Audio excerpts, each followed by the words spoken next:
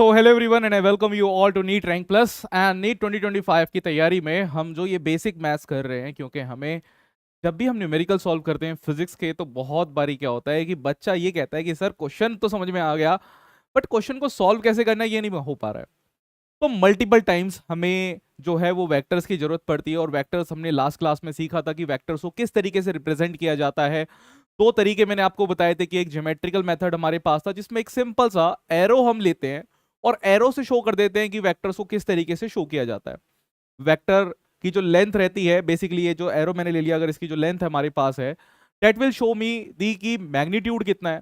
और जिस तरफ अगर मैं एक हॉरिजॉन्टल लाइन ले लूं या वर्टिकल लाइन ले लूं और उससे हमारे पास ये वेक्टर ऊपर या नीचे कितना एंगल बना रहा है, वो हमें बता देता है कि डायरेक्शन कितनी है।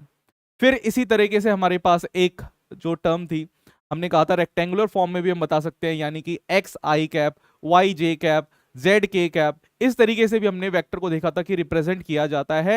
एंड बहुत ही कन्वीनियंट मेथड था कि उस तरीके से हम रिप्रेजेंट कर ले और सॉल्व कर ले। मैंने आपको ज्योमेट्रिकल मेथड में कैसे रिजॉल्व करते हैं ये तो चीजें बता दी थी। हमारे पास जो चीज बची हुई थी वो ये था कि रेक्टेंगुलर वाले के जो हमारे पास प्रेजेंटेशन रहती है उसका स्केलर प्रोडक्ट कैसे किया जाता है, वेक्टर प्रोडक्ट कैसे किया जाता है। तो उसी चीज को हम आज कंटिन्यू करेंगे। तो वेक्टर की सेकंड पार्ट है, अगर आपने फर्स्ट पार्ट नहीं देखा है तो मैं आपको कहूंगा कि फर्स्ट पार्ट जरूर देखें। एंड आज की क्लास में बेसिकली मैं ये चार टॉपिक्स आपको कराने वाला हूँ। स्केलर प्रोडक्ट, हमारे पास projection of vector, vector product, और इसके अलावा हमारे पास पीवाईक्यूज की प्रैक्टिस हम यहाँ पर कुछ क्वेश्चंस को करेंगे जो हमारे पास रिसेंटली अभी आए थे, ठीक है, नीट के एग्जाम में। तो चलिए स्टार्ट करते हैं हम अपनी इस जर्नी को। एंड सबसे पहले मैं आपको बोलना चाहूंगा कि जब डाउट क्लियरिंग सेशन होते हैं तो प्लीज उस डाउट क्लियरिंग सेशन में आए, उन सेशंस को बिल्कुल भी मिस ना करें। दो sessions are very important and मैंने काफी इंपॉर्टेंट एक स्ट्रेटेजी भी आपको बताई थी। वो स्ट्रेटेजी बहुत ज्यादा इंपॉर्टेंट रहती है क्योंकि मल्टीपल टाइम्स देखेंगे आप कि जो हम पढ़ा रहे हैं वो और भी कोई पढ़ा रहा होगा, बट जो स्ट्रेटेजी रहती है डेट इज डिफरेंट। मेरी स्ट्रेटेजी कुछ और रहेगी, दूसरे टीचर की स्ट्रेटेजी कुछ और रहेगी, और मेरी स्ट्रेटेजी वो है जो काम करती है, रिजल्ट लेके आती है। बिकॉज मैं यहाँ पे जो पढ़ाता हूँ वो रिजल्ट के लिए पढ़ा रहा हूँ, कि मैं चाहता हूँ कि आपका जो स्कोर है वो फिजिक्स में 180 आउट ऑफ 180 रहे और आप टॉप मेडिकल कॉलेज में रहे, ताकि आप मेरा इलाज फ्री में कर सकें अगर मुझे इलाज की जरूरत पड़ी तो। चलिए अब हम बात करते हैं स्केलर प्रोडक्ट की। तो स्केलर प्रोडक्ट की अगर मैं बात कर रहा हूं, या फिर हम कहें कि डॉट प्रोडक्ट हम इसको बोलते हैं, तो अगर मैं आपको कहूं कि हमारे पास दो वेक्टर है, लेट अस से कि हमारे पास ए वेक्टर, दूसरा वेक्टर हमारे पास बी वेक्टर है, और यहां पे मैंने ऐसे डॉट प्रोडक्ट कर दिया, तो ये हमारे पास होता है, इसको इस तरीके से हम लिख सकते हैं mod of A, mod of b, और यहां पे हमारे पास कॉस थीटा। इसका मतलब क्या हुआ, एक बार मतलब भी मैं आपको बताता हूं कि इसका मतलब एक्चुअली है क्या, क्या कि ये कहना चाह रहा है। ये कह रहा है कि आपके पास अगर दो वेक्टर्स हैं, लेट अस से कि ये एक ए वेक्टर है और ये आपके पास बी वेक्टर है, इन दोनों वेक्टर के बीच में एक एंगल है थीटा। अब स्केलर प्रोडक्ट बोल रहे हैं यानी कि डायरेक्शन का कोई रोल नहीं है। डायरेक्शन का क्यों नहीं रोल है ये भी समझना है।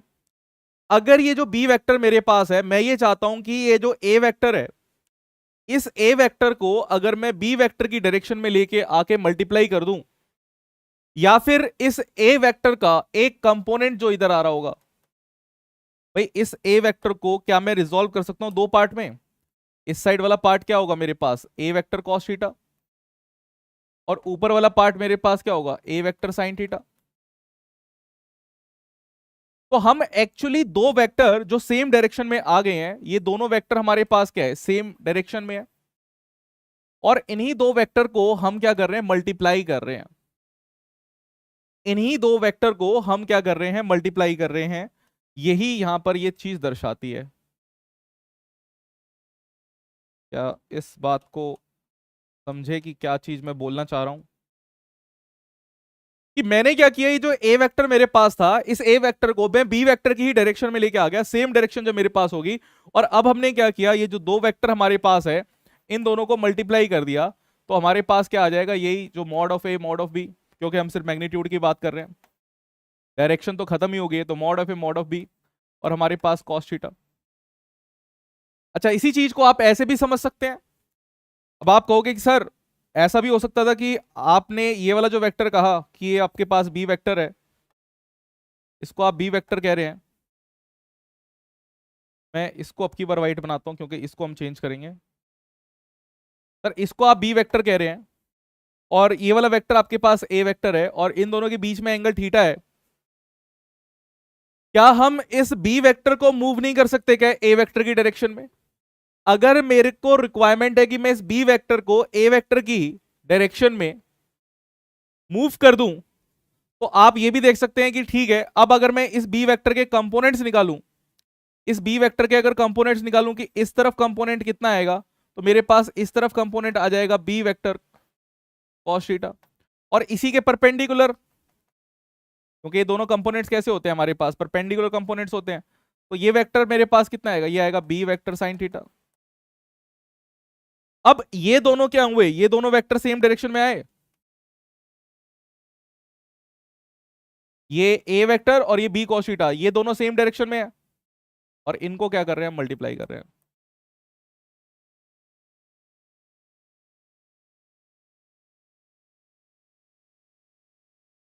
ठीक है, दोनों को कंबाइंड ही लिख देते हैं कि हमारे पास यहां से ये बात होगी।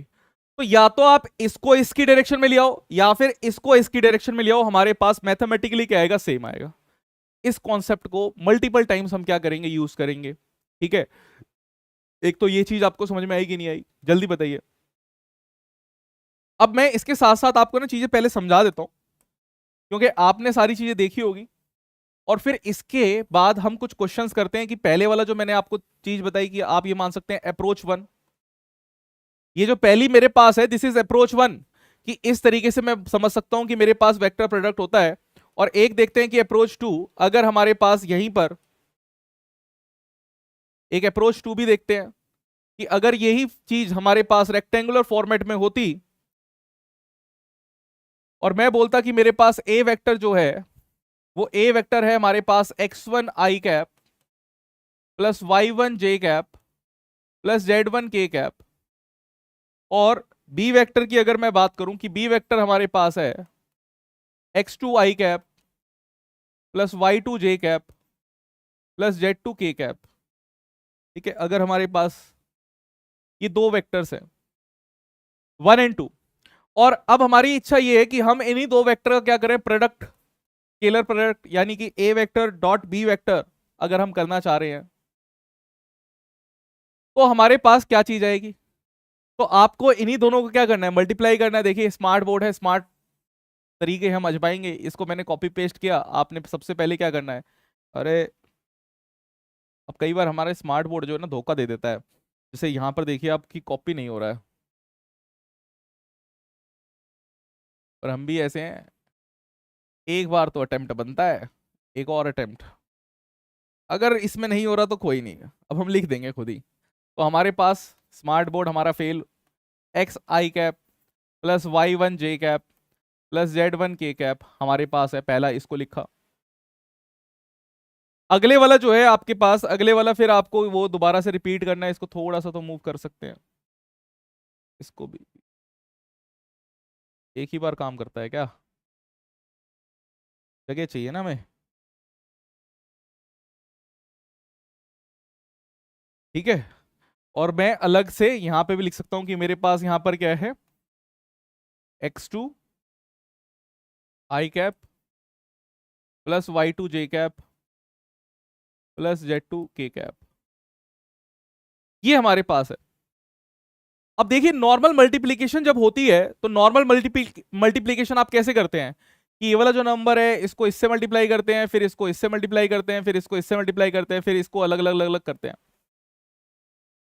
आप ये समझिए कि डॉट प्रोडक्ट वेक्टर फॉर्म में बहुत इजी है, आपको सिर्फ ये जो आई वाली जो टर्म है, ये जो आई वाली टर्म है इसको आई वाली टर्म के साथ ही मल्टीप्लाई करना है। ये जो आपके पास जे वाली टर्म है इसको जे वाली टर्म के साथ ही मल्टीप्लाई करना है, और जो आपके पास के वाली टर्म है उसको के वाली टर्म के साथ ही मल्टीप्लाई करना है। आई को आई के साथ, जे को जे के साथ और के को के के साथ, तो ये आपके पास क्या आ जाएगा, ये हमारे पास आ जाएगा x1 x2 plus y1 y2, आई जे के हमारे पास कुछ नहीं आएगा। आपके पास अगर मैं बात करूं कि a vector dot b vector हमारे पास क्या आएगा, x1 x2 plus y1 y2 plus Z1 Z2, यही हमारा आंसर है।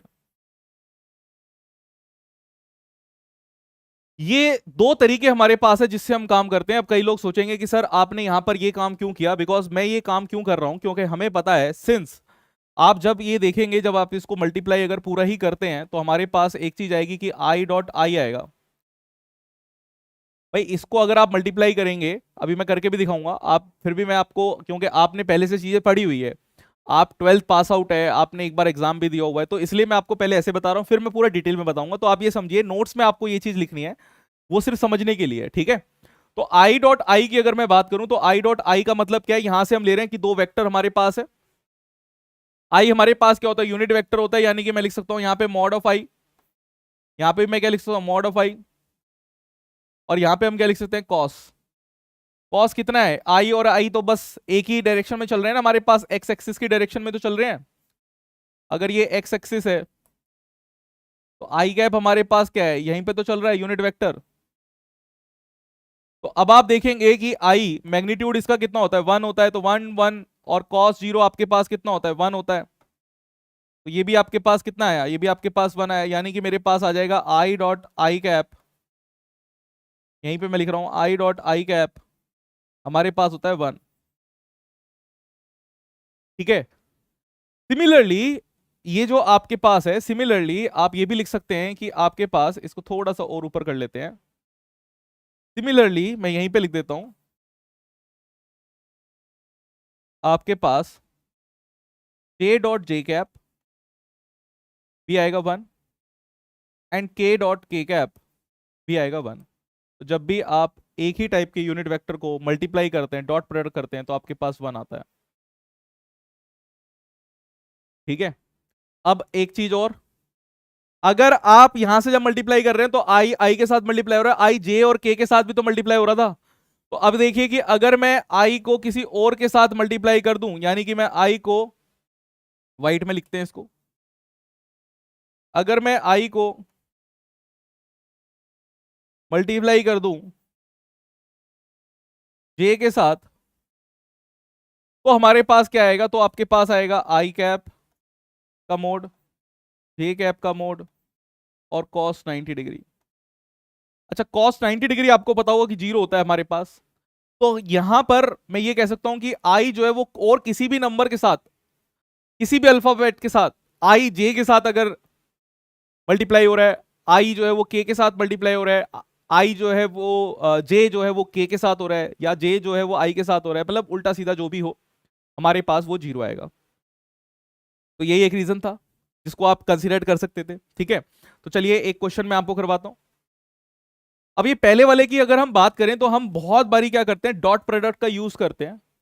अगर मैं फिजिक्स में आपको बताऊं तो डॉट प्रोडक्ट का मल्टीपल टाइम्स हमारे पास यूज रहेगा, किसी फिजिकल क्वांटिटी को भी हम डॉट प्रोडक्ट से शो करते हैं। जैसे अगर मैं वर्क आपको बोलूं कि वर्क हमारे पास होता है W, तो W को हम ऐसे लिखते हैं कि हमारे पास फोर्स वेक्टर है, डॉट हमारे पास S वेक्टर है। और इसी तरीके से जो वर्क हमारे पास होता है, डॉट प्रोडक्ट अगर है, तो मैं इसको ऐसे भी लिख सकता हूं कि मॉड ऑफ F, या फिर मैं इसको सिंपली ही ऐसे लिख दूं कि मैं ऐसे लिख सकता हूं कि मेरे पास क्या आता है, एफ एस कॉस थीटा हमारे पास आता है। ठीक है। अगर हम आपको ये बोलें कि हमारे पास जो फोर्स है, या मैं आपको एक सिंपल सा क्वेश्चन देता हूं, एनसीईआरटी का भी सिमिलर टाइप का क्वेश्चन है एक,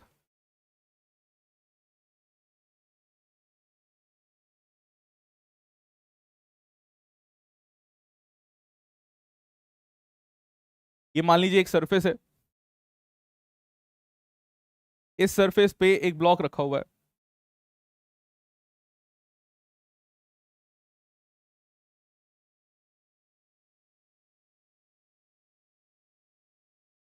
ठीक है।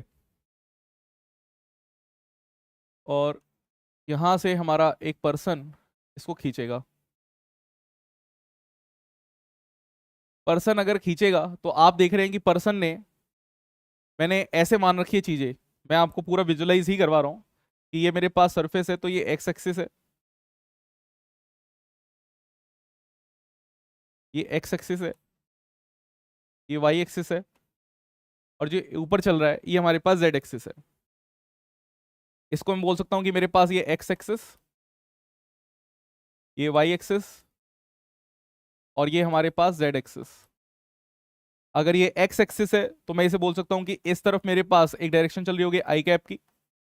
ये अगर वाई एक्सिस है तो इस तरफ हमारे पास डायरेक्शन चल रही होगी जे कैप की। और ये जेड एक्सिस है तो इस तरफ हमारे पास डायरेक्शन चल रही होगी के कैप की। अब अगर फोर्स में लगा रहा हूं तो आप मुझे बताइए कि फोर्स कौन कौन सी डायरेक्शन में लग रही है, कि वाई डायरेक्शन में मैं फोर्स लगा रहा हूं, नहीं ना। तो हमारे पास मान लीजिए कि फोर्स का जो वेक्टर आता है मैं इसको वैसे ही लिख रहा हूं, कोई कि हमारे पास है 2i कैप प्लस आप देख रहे हैं वाई एक्सिस में कुछ भी नहीं है तो मैंने लिखा 0j कैप प्लस आप देख रहे हैं कि के डायरेक्शन में भी कुछ हमारे पास यहाँ पर वैल्यू आ रही है तो मैंने लिख दिया यहाँ पे के कैप। ठीक है, इसे 3k कैप लिख लेते हैं या इसको बढ़ा देते हैं क्योंकि एक्स एक्सिस में हमारे पास फोर्स ज्यादा रहेगी थोड़ी सी। इसे 3i कैप लिख देते हैं, इसे मैं 2k कैप लिख देता हूँ। ठीक है, तो मैंने क्या किया, ये फोर्स यहाँ पे लिख दी। इस फोर्स को मैं ऐसे भी लिख सकता था, या तो ऐसे लिख लेते, या हम इस फोर्स को ऐसे भी लिख सकते थे कि एफ वेक्टर जो है ये 3i cap plus 2k cap हमारे पास है। इस तरीके से भी मैं इस फोर्स को शो कर सकता था। अब ये अगर ब्लॉक है और ये ब्लॉक हमारे पास हवा में नहीं उड़ रहा, हमारे पास ये ब्लॉक हवा में नहीं उड़ रहा और सीधा जो इसकी डिस्प्लेसमेंट हमारे पास हो रही है वो डिस्प्लेसमेंट इस डायरेक्शन में हमारे पास हो रही है। तो अगर मैं डिस्प्लेसमेंट का वेक्टर आपको बताना चाहूं तो वेक्टर आप मान लीजिए कि डिस्प्लेसमेंट का वेक्टर आपने मान लिया कि आपके पास 4i कैप आपके पास डिस्प्लेसमेंट का वेक्टर है। या मैं ऐसे कह सकता हूं कि हमने क्या कर रखा है, रेस्ट्रिक्ट कर रखा है कि हमारे पास ये जो ऑब्जेक्ट है ये ऑब्जेक्ट सिर्फ और सिर्फ मूव कर सकती है एक्स एक्सिस में ही जब हम इसको मूव करवा रहे हैं। अल्वीना, एक मिनट।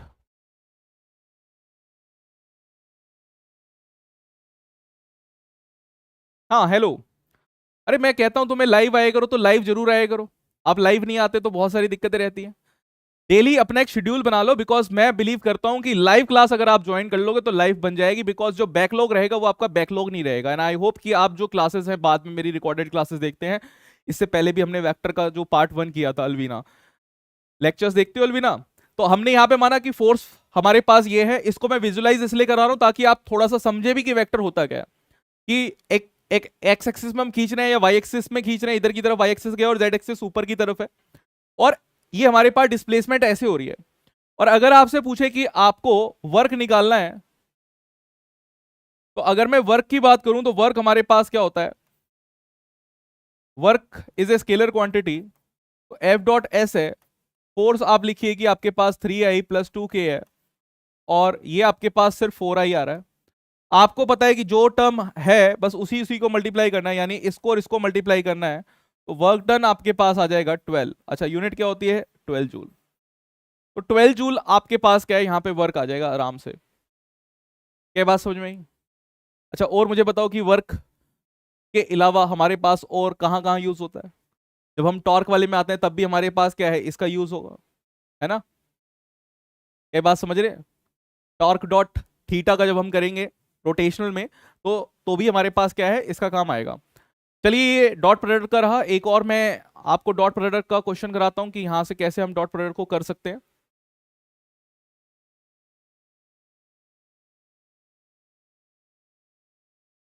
एक और क्वेश्चन देखिए, एग्जाम्पल। अगर मैंने एक ले लिया 2i cap, 2i cap plus 3j cap plus 4k cap और 4i cap plus 2j cap plus 3k cap हमने ले लिया, और आपको फाइंड करना है सबसे पहला काम ए डॉट बी और दूसरा काम बी डॉट ए। क्योंकि मैंने देखा है कई बार क्या होता है कि जब हम फोर्स पढ़ाते हैं तो उनको कई बार टीचर भी ऐसे फंसा देता है। कई लोग आते हैं हमारे पास जब बाद में पढ़ रहे होते हैं, किसी से पहले पढ़े हो, तो पूछते हैं कि सर बताइए कि फोर्स का कंपोनेंट डिस्प्लेसमेंट वाले में करें या डिस्प्लेसमेंट का कंपोनेंट फोर्स वाले में करें। तो हमारे पास एक तो स्टैंडर्ड डेफिनेशन रहती है वर्क की कि क्या चीज करनी चाहिए, और दूसरा रहता है कि मैथमेटिकल एस्पेक्ट क्या है हमारे पास, कि क्या चीज सही आनी चाहिए, क्या चीज गलत आएगी। तो अब यहाँ पे मेरे पास दो वेक्टर्स है, आपको ए डॉट बी और बी डॉट ए आपको निकालना है, फाइंड आउट करना है कि ए डॉट बी कितना आएगा और बी डॉट ए आपके पास कितना आएगा। तो यहां से अगर हम बात करें तो आपके पास सबसे पहले अलवीना निकालो, इसका आंसर क्या रहेगा हमारे पास पहले वाले का। ए वेक्टर अगर आपके पास है तो ए वेक्टर को लिख लो इस तरीके से 2i प्लस 3j प्लस 4 के, और फिर दूसरे वाला है 4i प्लस 2j प्लस 3 के।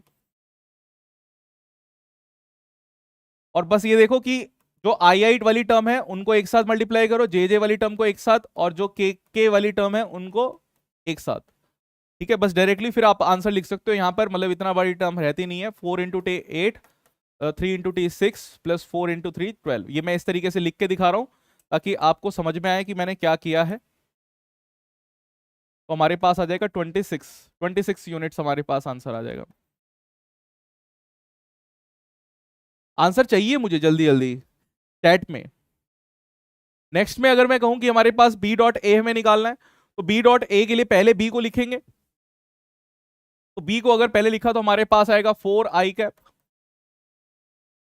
Plus 2j cap plus 3k cap, और इस साइड हमारे पास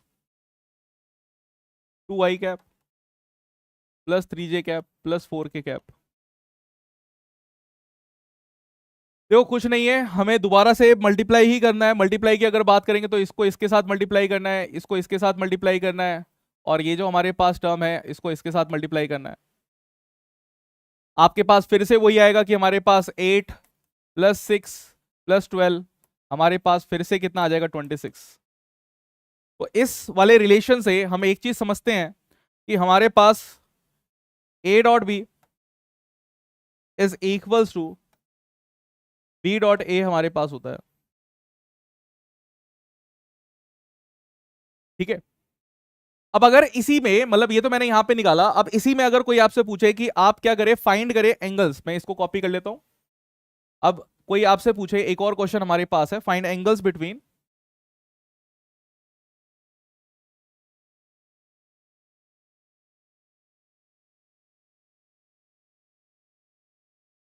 ये दो वेक्टर्स है और इनके बीच में एंगल पूछ रहा है।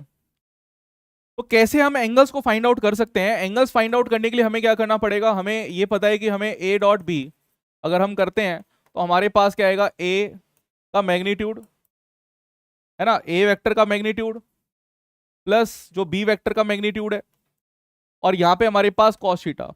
यानी कि इन दो जो हमारे पास वेक्टर्स दिए हुए हैं, यहां से हम एंगल्स बड़ी आसानी से निकाल सकते हैं कि कॉस थीटा जो हमारे पास होता है, कॉस थीटा रहता है ए डॉट बी और mod of A mod of b. ठीक है, अगर मैं इसका मैग्नीट्यूड निकालना चाहूं, ये वाला जो वेक्टर हमें दिया हुआ है, अगर हम इसका मैग्नीट्यूड निकाले यानी कि अंडर रूट करेंगे और जितनी भी टर्म्स है उसका स्क्वायर करेंगे, जैसे 2 का स्क्वायर प्लस 3 का स्क्वायर प्लस 4 का स्क्वायर, तो हमारे पास आएगा 4 प्लस 9 प्लस 16। हमारे पास आएगा 4 प्लस 9 प्लस 16, तो कितना आ जाएगा, √29। अगले वाले का करके देखिए, अगले वाला आपके पास है बी वेक्टर, अंडर रूट करिए जो भी टर्म्स लिखी हुई है, 4 का स्क्वायर प्लस 2 का स्क्वायर प्लस 3 का स्क्वायर, और ये भी कितना आएगा, √29। है ना, मैंने टर्म्स जो ली है वो ध्यान से ली है ताकि कैलकुलेशन थोड़ी सी हमें कम करनी पड़े। अगली बार हमें यहां पर क्या करना है, बस ये वैल्यू सब्स्टिट्यूट करनी है। ए डॉट बी अभी आपने पीछे निकाला कि ए डॉट बी आपके पास कितना आ रहा है, 26 आ रहा है, और ये कितना आ गया आपके पास, √29 इंटू 29, तो आपके पास आ गया 26 डिवाइड बाई 29। क्या ये बात समझे एल्विना? क्या ये बात क्लियर है कि किस तरीके से हम चीजों को निकाल रहे हैं, कैसे हमारे पास ये जो एंगल है वो हमने निकाला कि एक वेक्टर के बीच में दूसरा हमारे पास कैसे आ रहा है।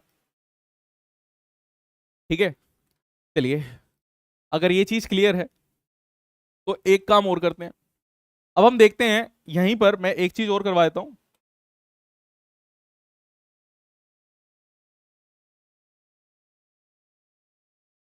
प्रोजेक्शन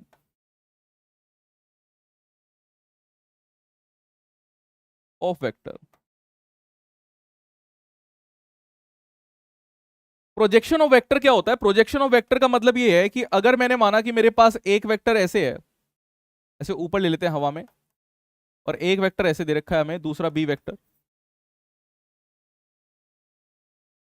अगर मैं इस वाले वेक्टर को, इन दोनों के बीच में हमारे पास क्या है, थीटा एंगल है। प्रोजेक्शन क्या होती है, प्रोजेक्ट। जैसे हमारे पास सूरज जब आता है, तो सूरज आता है तो हमारे पास क्या है, एक आप ऐसा मान सकते हैं कि प्रोजेक्शन कर रहा है और हमारी शेडो कास्ट हो जाती है। अगर सूरज इस साइड है, मेरी राइट हैंड साइड पर सूरज है, और ऐसे ऐसे क्या है, रेज आ रही है, तो मेरी जो शेडो बनेगी वो मेरी लेफ्ट हैंड साइड पर शेडो बनेगी। अच्छा, सूरज जो है वो लेफ्ट हैंड साइड पर अगर रहेगा, तो लेफ्ट हैंड साइड से अगर सनरेज आ रही होगी, तो शेडो जो होगी वो राइट हैंड साइड पर बनेगी। प्रोजेक्शन की हम बात करते हैं कि जो बी वेक्टर हमारे पास है, इस बी वेक्टर को कोई भी, मतलब ए को इस तरह प्रोजेक्ट कर सकते हैं, इसको इस तरह प्रोजेक्ट कर सकते हैं। तो ये जो बी वेक्टर हमारे पास है, अगर इस बी वेक्टर को,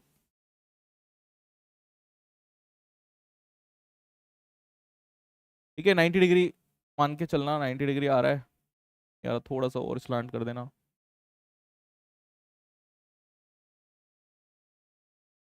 ये बी वेक्टर जो है, आप अगर इस बी वेक्टर को इस साइड ले आएंगे तो ये क्या होगा आपके पास, बी कॉस थीटा। तो यही प्रोजेक्शन होती है, बी की प्रोजेक्शन ए पर, बी कॉस थीटा हमारे पास है, इसी को प्रोजेक्शन कहते हैं। ठीक है, फिर एक और देखिए।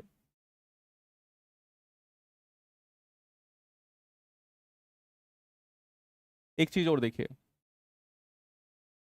अगर मैं वेक्टर का मतलब आपको बताऊं, तो वेक्टर का मतलब क्या होता है हमारे पास, वेक्टर का मतलब होता है कि उसके अंदर एक मैग्नीट्यूड है और एक उसके अंदर डायरेक्शन है। भाई मैग्नीट्यूड है और डायरेक्शन है, मुझे दोनों चीजें अगर मैं लिख रहा हूं तो मेरे पास वेक्टर है, अदरवाइज वेक्टर नहीं है। ठीक है, तो अब मैंने आपको ऐसा बोला कि हमारे पास एक वेक्टर है, लेट अस से कि एक वेक्टर हमारे पास है आई प्लस जे प्लस के, और एक दूसरा वेक्टर हमारे पास है, मैं इसको बोल देता हूं 2i प्लस 3j। इनके बीच में कोई एंगल भी होगा, वी डू नॉट नो कि कितना एंगल है। इसको मैं नाम दे रहा हूं ए वेक्टर और इसको मैं नाम दे रहा हूं बी वेक्टर। आपको एक फाइंड करना है सी वेक्टर सच दैट, आपको एक सी वेक्टर फाइंड करना है ऐसा सच दैट कि उसका जो मैग्नीट्यूड है, मैग्नीट्यूड जो हो वो तो ए वेक्टर जैसा हो, बट डायरेक्शन बी वेक्टर की हो। आपको एक वेक्टर फाइंड आउट करना है सी वेक्टर, जो हमारे पास जिसका मैग्नीट्यूड ए वेक्टर वाला हो और डायरेक्शन जो है आपके पास बी वेक्टर की हो। तो कैसे करेंगे, ये तो ऐसा ही होगा कि जैसे बाद में आप डॉक्टर बनेंगे, तो डॉक्टर बनने के बाद आपको ब्लड ग्रुप नहीं रहता कि आपको ऐसा ब्लड ग्रुप चाहिए कि ये वाला ब्लड ग्रुप इससे मैच हो रहा हो और दूसरा दूसरे से मैच हो रहा हो। ठीक है, बहुत ही सिंपल है। अगर आप ये सिर्फ सोचेंगे, आपका सिर्फ एक ही काम है, फिजिक्स जब आप पढ़ रहे हैं तो फिजिक्स में आप चीजों को ब्रेक कर दीजिए, इतनी सिंपल ब्रेक कर दीजिए कि वो आपको लगे यार ये तो बहुत ही सिंपल सी थी। अभी मैंने आपको ऊपर लिखा कि वेक्टर का मतलब क्या होता है, मैग्नीट्यूड आपको निकालना है और डायरेक्शन निकालनी है। तो अब मुझे मैग्नीट्यूड ए का चाहिए, तो मैं पहले मैग्नीट्यूड निकाल ही लेता हूं। ए का मैग्नीट्यूड हमारे पास क्या होगा, तो ए का मैग्नीट्यूड अगर हम कर दें तो हमारे पास 1 का स्क्वायर प्लस 1 का स्क्वायर प्लस 1 का स्क्वायर, यानी कि √3। और अगर मैं डायरेक्शन निकालना चाह रहा हूं बी की, तो यानी कि बी कैप निकालना है। बी कैप हमारे पास क्या होता है, B vector divide by mod of b, right. So b vector आपके पास कितना हो जाएगा, 2i cap plus 3j cap divided by mod की अगर बात करें तो ये 4 प्लस 9, 13 आपके पास आएगा। 2i cap plus 3j cap divide by 9 plus 4 13। तो अब मुझे जो वेक्टर बनाना है सी वेक्टर, वो कैसा होगा भाई, सी वेक्टर हमारे पास होगा जिसका मॉड जो है वो ए जैसा हो और डायरेक्शन जो है वो बी जैसी हो, यानी ये बनाना है हमें। बन गया आपके पास, इसको लिख दो। ये आपके पास √3, ये आपके पास 2 √3 डिवाइड बाय √13 कर लो, और ये जो आपके पास है ये इधर आ गया 2i cap plus 3j cap. Done, ये वेक्टर है हमारे पास तुमसे पूछा है। जल्दी बताइए क्या ये बात क्लियर है? 1 मिनट रुकिए। क्या इतनी चीजें समझ में आ गई है?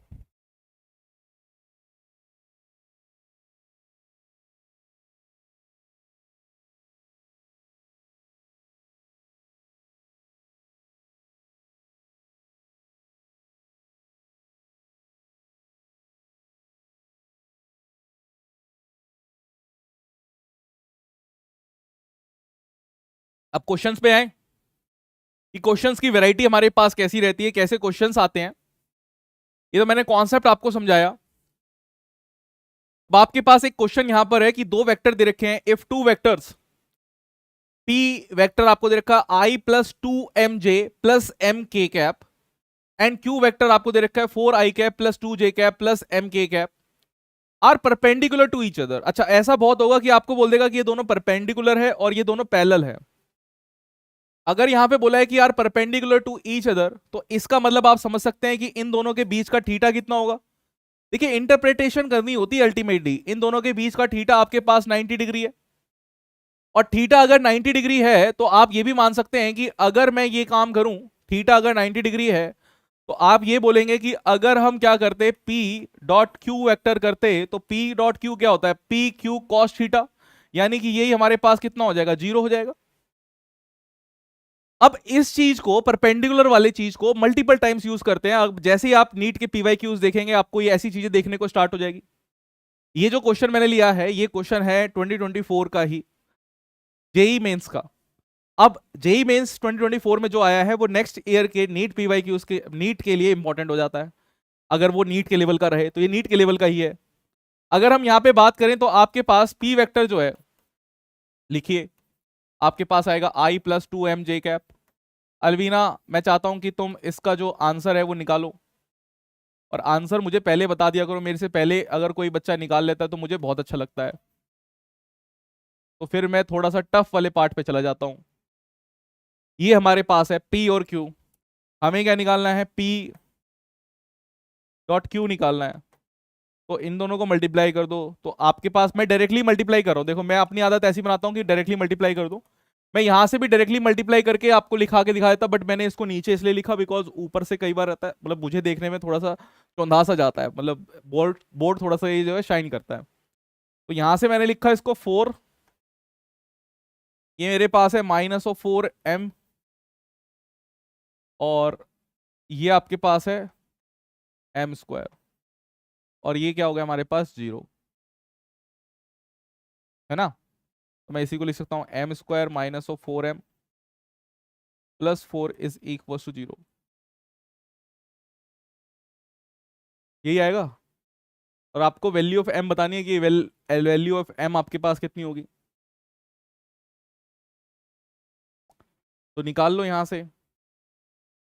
m की वैल्यू मैं अगर 2 डालूं तो 4 और 8, या एक काम करते हैं, क्वाड्रेटिक इक्वेशन हमारे पास बन गई। तो -b plus minus √b² -4ac divide by 2a। मैं सीधा लगा रहा हूँ बस फॉर्मूला, ज्यादा सोचता नहीं हूं मैं। तो अगर मैं ये लगाता हूं तो मेरे पास आएगा 4 plus minus ax plus ax² plus bx plus c, इससे इक्वेट करना है हमें। ax² plus bx plus c is equal to 0 से इक्वेट करना है। तो इसका सॉल्यूशन हमारे पास ये होता है कि कितना आता है। तो यहाँ पर m में दे रखा है तो कोई बात नहीं, हमारे पास minus plus minus 16 minus of 4ac, यानी कि 16,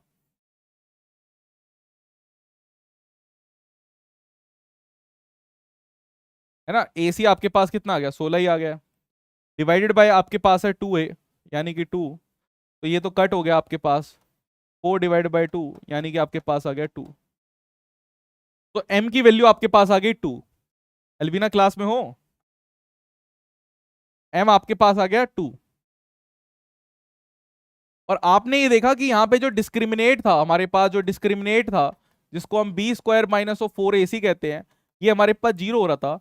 इसका मतलब कैसे रूट है हमारे पास, इक्वल रूट्स है, तो सिर्फ दोनों ये जो चीजें हमारे पास होगी बराबर ही होंगे, और ये हमारे पास आंसर हो गया। मैं इसको एक तरीके से और भी आंसर निकाल सकता था। दूसरा तरीका क्या है कि अगर मैंने एक बार इक्वेशन निकाल ली कि मेरे पास ये इक्वेशन बन रही है, तो मैं वैल्यूज पुट करना स्टार्ट कर देता हूं। मैं आपको ये इसलिए नहीं बताया क्योंकि डायरेक्टली पहले आपको पता होना चाहिए कैसे निकाल रहा हूं। मैं वैल्यूज पुट करके भी इस क्वेश्चन को निकाल सकता था। आपको जरूरी नहीं है कि आप ये काम करें। आप वन को रखना चाहते हैं, आपको अगर ऐसा लग रहा है मतलब इतना काम हमने कर दिया और आप चाह रहे, आप ये सोच रहे हैं कि यार क्वाड्रेटिक इक्वेशन सॉल्व करी नहीं जा रही, थोड़ी सी ऐसा लग रहा है कि यार मुश्किल सी बन गई, टेंशन सी हो रही है, तो टेंशन लेनी नहीं है। आप ये सोचो कि कौन सा तुक्का आप मारना चाह रहे थे। जैसे मैं कहूं कि मेरे पास वन आ गया, तो मैं वन को मारूंगा। अगर तो मैं वन को अगर लिखता, तो मैं लिखता यहाँ पे वन आता, एम की वैल्यू को वन डालता, -4 आता, -4 और +4 आप मुझे पता है कट जाता, तो वन आ रहा था। तो वन इज इक्वल टू 0 तो नहीं है, तो वन इसका आंसर नहीं हो सकता था। फिर मैं 2 डालता, ABCD से स्टार्ट करो या DCBA से स्टार्ट करो, ठीक है। रैंडमली बीच में लेते हो तो कई बार रहता है कि मल्टीपल टाइम्स हमें अलग अलग चीजें करनी पड़ती है। कई लोग आपको कहेंगे कि नहीं पीछे से स्टार्ट कर दो, कई लोग कहेंगे B और C को देख लो जब आप वैल्यूज पुट कर रहे हैं, क्योंकि वहां से आंसर आएगा। आप सीक्वेंस मेंटेन करिए, कोई फर्क नहीं पड़ता। जब आप तो मतलब चीजें करने की ही कोशिश कर रहे हैं, आंसर निकालने की कोशिश कर रहे हैं, डेट मीन्स कि आप चाहते हैं कि सही आंसर है। नेक्स्ट 2 डालते तो यहां पर आता 4, 4 माइनस ये 8 रहता, +4 आपके पास है, तो 8 माइनस 8 आपके पास 0 हो जाता। ठीक है एलविना, समझ में आया? ये क्वेश्चन समझ में आया? हम सब ये क्वेश्चन समझ में आ गया?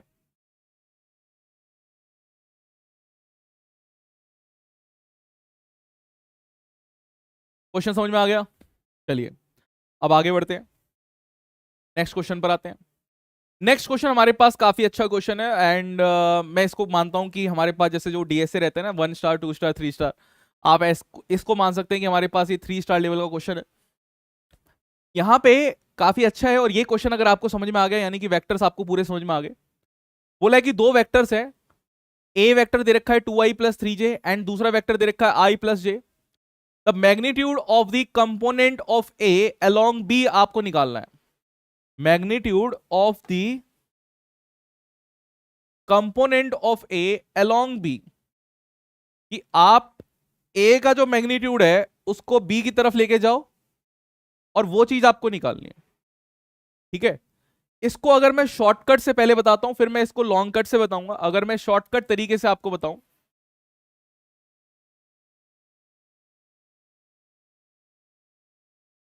तो ये जो पूछ रहा है हमसे शॉर्टकट में, तो आप डायरेक्टली कर सकते हैं कि आपको निकालना है A dot P divided by mod of B। Required जो वेक्टर आपके पास है, रिक्वायरमेंट ये आपके पास, तो आप इसी को अगर लिखेंगे तो ये आपके पास हो जाएगा 2i + 3j।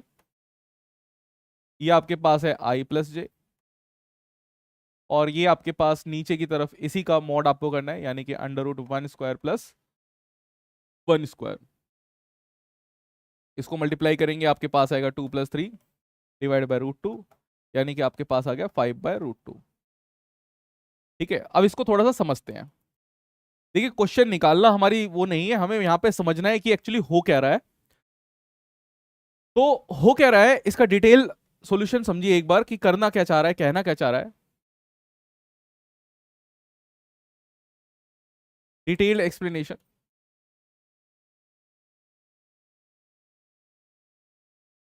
मैं इसको पूरा का पूरा विजुलाइज आपको कराता हूं, क्योंकि ये मेरे लिए एक ऐसा स्टैंडर्ड क्वेश्चन है जिसके बाद मैं ये मान लेता हूं कि हाँ बच्चे को जो है वो वेक्टर का जो स्केलर प्रोडक्ट है वो चीज समझ में आ गई है।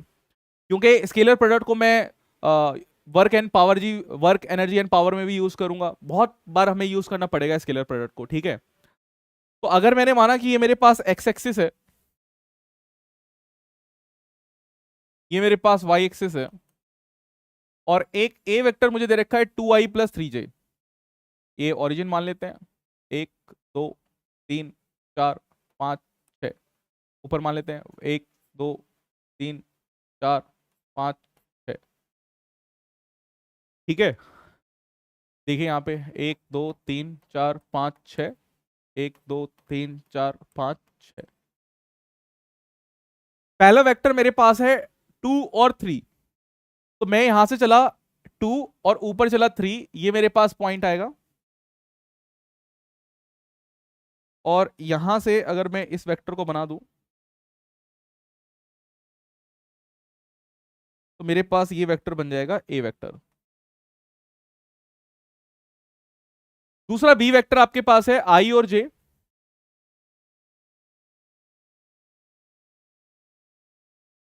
क्योंकि 1 और 1 यहां पर है।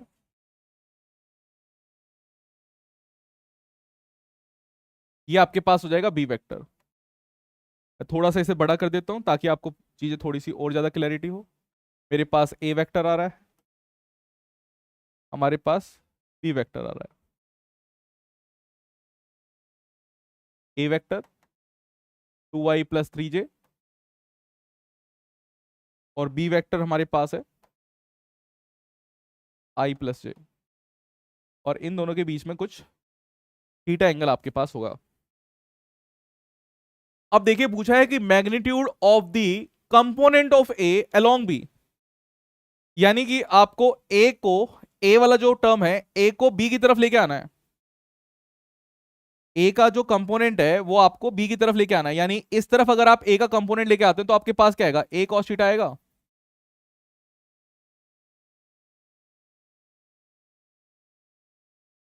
जल्दी बताइए, क्या ये आएगा ए cos थीटा? आएगा ना, आएगा, बिल्कुल आएगा। और अलोंग बी आपको ये रखना है ना, component of A along B, the magnitude of the component of A along B, ये आपको बोल रहा है। तो इस चीज के लिए अल्टीमेटली ये इसकी बात कर रहा है, यही तो ए cos थीटा जो हमारे पास है यही तो है मैग्नीट्यूड ऑफ ए,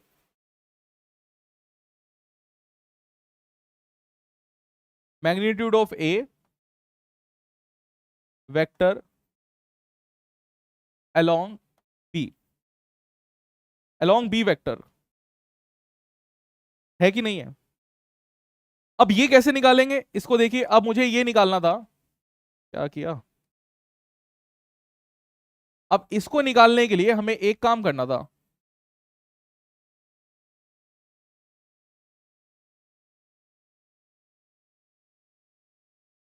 कि अगर मुझे मॉड ऑफ ए और कॉस थीटा निकालना है, रिक्वायर्ड ये था, तो इसको मैं ऐसे लिख सकता था कि ये मेरे पास मॉड ऑफ ए और कॉस थीटा, आप जानते हैं कि कॉस थीटा को हम कैसे निकालते हैं, कॉस थीटा को निकालते हैं A vector B vector divided by mod of A mod of B,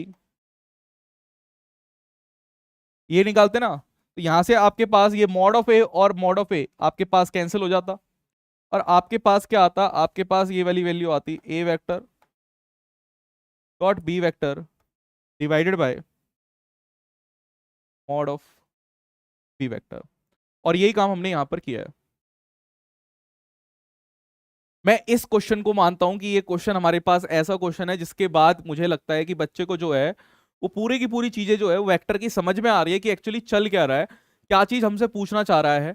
इसके बाद क्या ये चीज समझ में आ गई? समझना जरूरी है, अभी समझ में आ जाए, क्लास के बाद समझ में आ जाए, समझना जरूरी है इस क्वेश्चन को। और नहीं आए तो फिर डाउट, सर ये डाउट था, ये क्वेश्चन समझ में नहीं आया क्लास में जो कराया था, फिर डीएसए में आपको डीएसए प्रोवाइड कर दूंगा कि डीएसए में हमने क्या किया।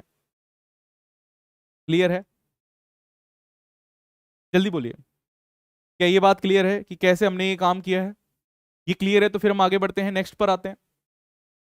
अलविना, चलिए नेक्स्ट हमारे पास है, नेक्स्ट ये रहा। तो नेक्स्ट हमारे पास है दो वेक्टर हमें दिए हुए हैं, A vector and B vector. अब ये क्वेश्चन आपको खुद करना है, क्योंकि ये क्वेश्चन हमारे पास अगर आप खुद कर लेंगे तो मुझे भी ये इंश्योरिटी हो जाएगी और अच्छा लगेगा कि हाँ यार जो पढ़ाया वो चीज समझ में आ रही है और जो रिजल्ट है वो दिख रहा है सामने। क्योंकि यही छोटे छोटे रिजल्ट होते हैं जो क्लास के बीच में दिखने लग जाते हैं और टीचर फिर अपनी परसेप्शन रख लेता है कि ये बच्चा कुछ करके दिखाएगा, है ना। चलिए ए वेक्टर दे रखा है, बी वेक्टर दे रखा है, the vector having the same magnitude as B and parallel to A.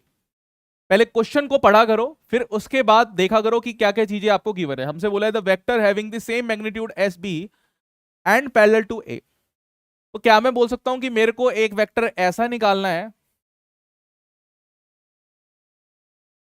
Required vector मुझे ऐसा निकालना है जिसका मैग्नीट्यूड बी के बराबर है, और पैरेलल अगर वो ए के है तो यानी कि ए की डायरेक्शन है। अगर वो पैरेलल है ए के तो ए की डायरेक्शन है ना, ए की डायरेक्शन में हमारे पास चल रहा है। तो बहुत सिंपल सा है, आपको सबसे पहले बी का मैग्नीट्यूड निकाल लेना है। बी का मैग्नीट्यूड आपके पास आएगा 7 का स्क्वायर प्लस 24 का स्क्वायर। और ए कैप आपको निकालना है, तो ए कैप आपके पास क्या रहेगा, ये ए वेक्टर डिवाइडेड बाय ये। ठीक है, चलिए चलिए, तो इसके लिए नीचे आ जाते हैं। 24 का स्क्वायर, 25 तक के स्क्वायर याद कर लेना, 4 4 जा 16, 8 9, 4 2 जा 8, 2 जा 4, 6 16 17, 576। तो हमारे पास 49 प्लस 576,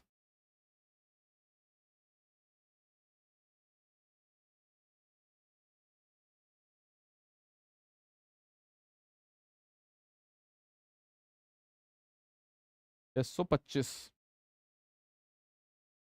ए वेक्टर जो आपको दे रखा है 3i cap plus 4j cap, मेरे से जल्दी निकाले करो भाई। अंडर रूट आपको दे रखा है 3 स्क्वायर प्लस 4 का square, 625 into 3i cap plus 4j cap divide by 5,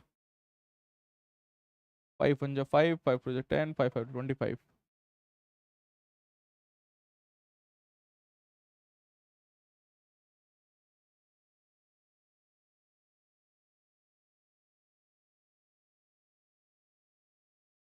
सही कर रहे हैं।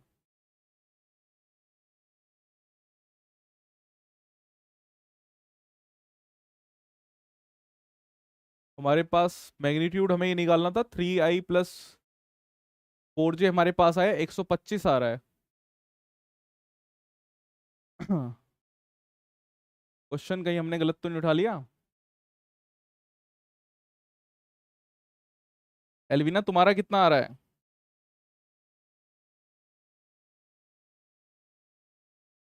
जल्दी बताइए। 625। The vector having the same magnitude as B, हमारे पास की मैग्नीट्यूड उसका बी वाला हो और पैरेलल टू ए का मतलब कि ए वेक्टर हमारे पास हो। तो ए वेक्टर हमने लिख दिया, ठीक है। 625 जो हमारे पास है, 625 का रूट करना था ना भाई, ये 5 इधर है और 625 का रूट करना था। 625 किसका होता है? 25 का आता है ना। 625 किसका होता है स्क्वायर रूट अगर हम करें तो 25 का हमारे पास होता है। तो हमारे पास 5 और ये 5, तो ये कितना आएगा, 5 3 जा 15 आई कैप प्लस 5 4 जा 20, 20 जे कैप। ये हमारे पास आ गया रिक्वायर्ड वेक्टर। मैच कर गया ना, ये हमारे पास रिक्वायर्ड वेक्टर हो गया। ठीक है, क्योंकि रूट 625 जो हमारे पास होता है उसका 25 हमारे पास रहता है। तो हमारे पास यहाँ पे इसका आंसर क्या आ गया, ये इसका आंसर है, डी ऑप्शन।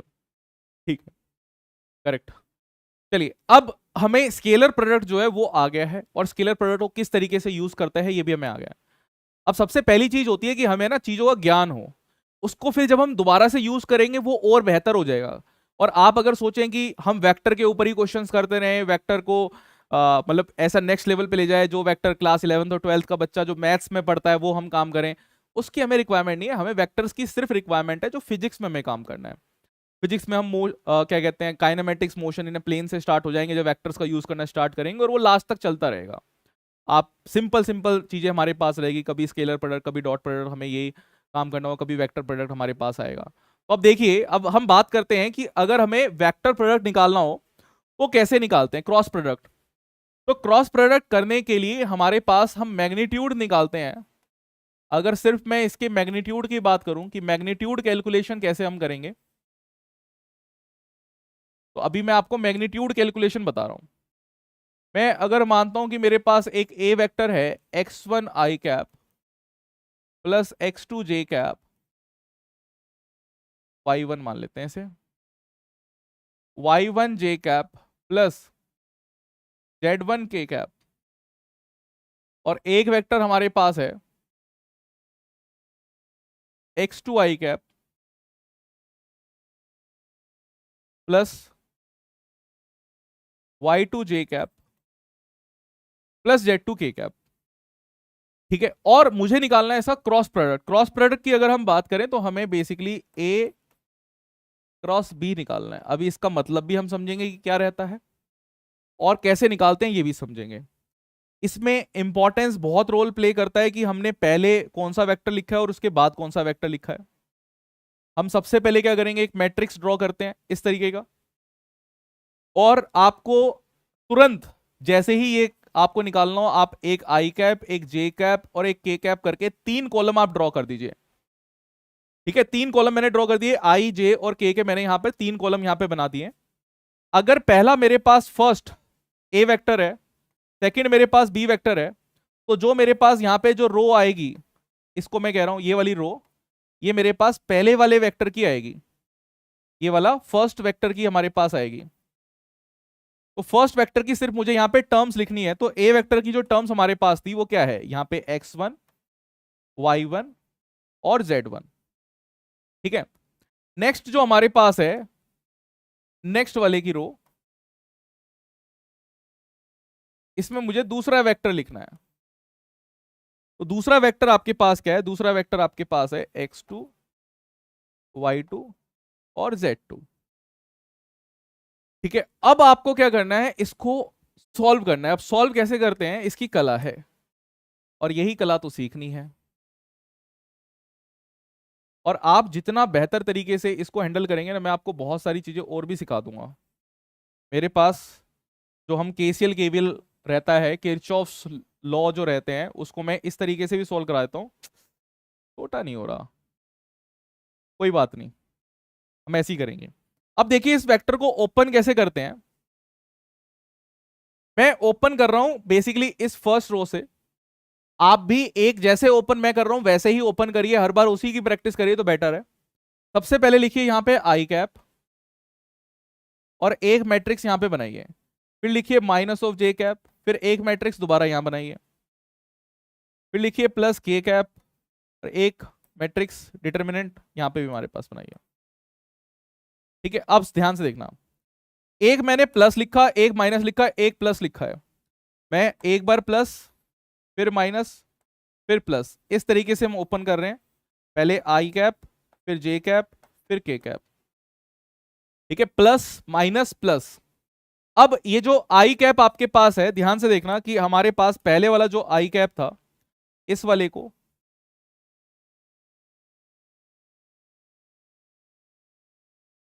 ये जो आपके पास है, ये अगर आप इससे ले रहे हैं तो ये वाला कॉलम और ये वाली रो, इसको छोड़ दो। ठीक है, इसको छोड़ के जो आपको ये मैट्रिक्स दिख रहा है ना, ये वाला जो दिख रहा है, इसको लिख दो। तो आप अगर इसको लिखेंगे तो आपके पास आएगा y1 z1, थोड़ा सा गैप रहेगा, y1 z1, और इधर आपके पास आएगा y2 z2। ठीक है, फिर दूसरे पर आ जाइए, यहां पर देखिए, ये अगर आपके पास है, इसमें इसको करने के लिए आप यहां पर देखिए, ये वाला काम आपको करना है, ये जो येलो वाला है जे के लिए क्योंकि कर रहे हैं, तो ये वाला और ये वाला, इसको छोड़ दीजिए। बाकी जो आपको दिख रहा है उनको लिख दीजिए। ठीक है, तो आपके पास दोनों कौन से दिख रहे हैं, फिर आपके पास दिख रहा है ये x1 z1 x2 z2।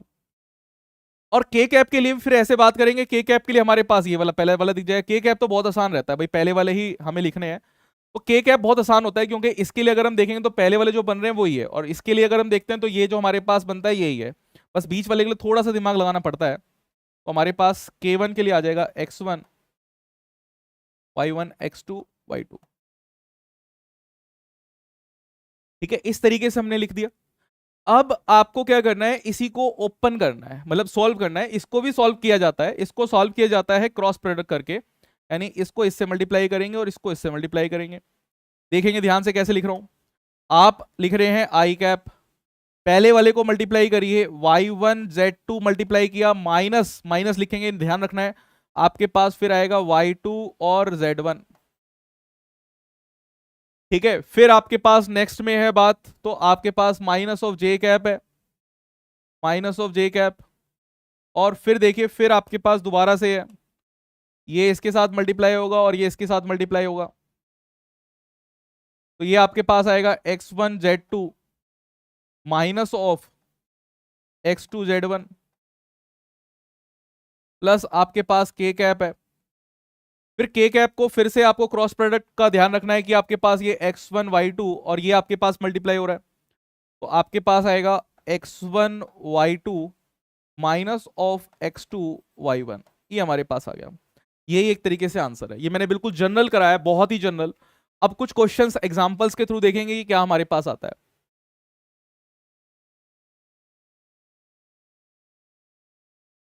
इतनी चीज समझ में आई अलविना? नोट कर लो इस चीज को, स्क्रीनशॉट साथ के साथ लेके रखे करो। अच्छा, अगर तुम्हें मेरे हैंड रिटन नोट्स चाहिए तो वो भी, मतलब ये तो शीट्स तो मिल ही रही है, वो भी मैं आपको प्रोवाइड कर दूंगा। ठीक है, सो डेट की फास्ट रिवीजन रहे, हमारा मेन फोकस फिर क्वेश्चंस पर है कि क्वेश्चंस कैसे किए जाते हैं। ठीक है, चलिए आगे बढ़े, जल्दी बताइए। चलिए एक एग्जाम्पल देखते हैं कि कैसे सॉल्व करते हैं, फिर और बेहतर मुझे लगता है कि आपको समझ में आएगा। एक एग्जाम्पल ले लेते हैं। एग्जाम्पल हमारे पास है कि ए वेक्टर हमारे पास है 2 i cap plus 3 j cap plus मैंने माना 4 k कैप, और एक बी वेक्टर हमारे पास है I cap minus of J cap plus of K cap. तो ये हमें क्या है, वेक्टर दे रखा है। ठीक है, या आप थोड़ा सा सिंपल बनाने के लिए एक और, ज्यादा मल्टीप्लाई ना करनी पड़े, इसको हटा दो, सिर्फ ये रखो कि आई प्लस, मतलब I cap plus 3 j cap plus K cap आपके पास है, I minus J plus K cap आपके पास है। इस वाले वेक्टर को क्या करना है, क्रॉस प्रोडक्ट करना है, फाइंड करना है आपको।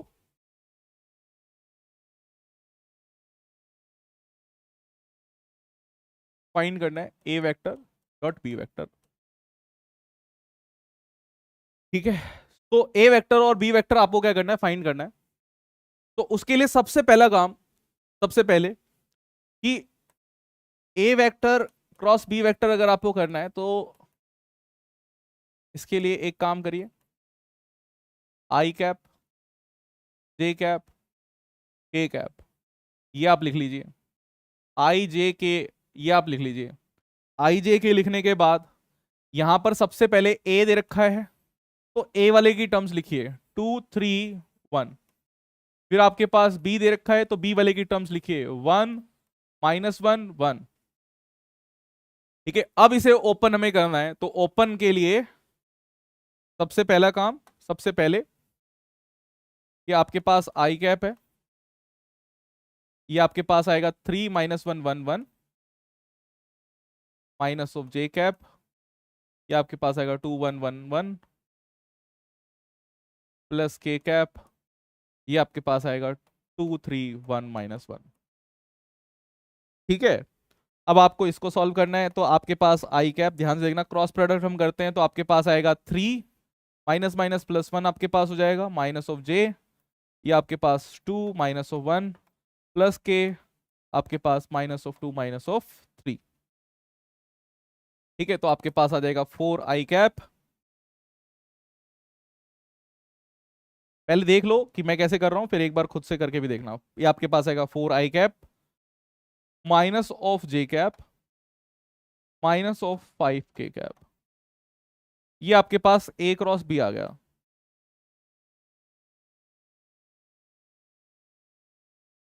4i माइनस जे माइनस 5 k, क्या आ रहा है आपका, जल्दी बताइए।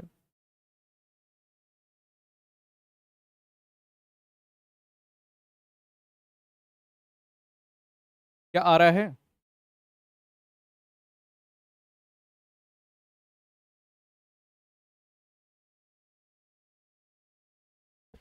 आ रहा है ना? ठीक है, चलिए एक और क्वेश्चन करते हैं। ऐसा ही, ताकि और क्लैरिटी रहे कि कैसे हम कर रहे हैं। एक वेक्टर मैं ले लेता हूं, A vector 2i cap plus 3j cap minus of k cap.